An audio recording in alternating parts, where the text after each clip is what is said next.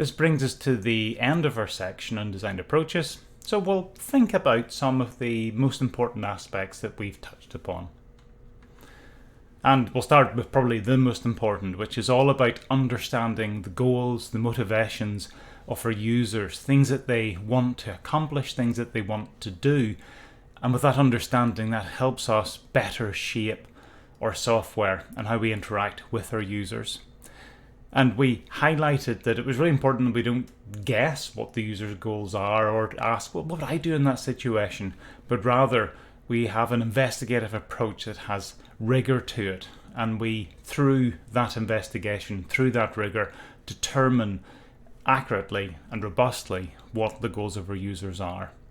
And we covered a wide range of different types of investigative technique that we could use to help define the overall environment inside which we ask the questions, and specific activities we can do with our users to then help us identify what their goals are.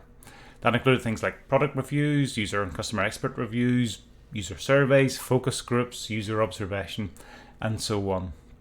We looked at personas, and personas offered us a really capable and powerful way of almost taking a bunch of users and abstracting out from them the most salient, the most important parts, the things that are shared across those users that are not idiosyncratic or specific to one or two users.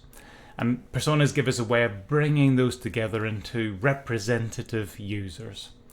And we can absolutely use personas then to help us shape our design in terms of answering questions about, well, how would this particular persona approach that, or what would be important to them? Beyond that, we then went on to look at a number of other types of wider design approach. And these were things that tied into both lower and higher fidelity modeling tools, all the way from sketching things out on a piece of paper to doing wireframes to mocking up and testing out more significant prototypes. And we've seen how those can be based and designed around the platform and the posture, the types of constraints that determine how we can potentially interact with our users. And it's by taking then the goals of the users and the constraints that we have and merging those together, we can then develop and prototype and create iteratively our interfaces with those users.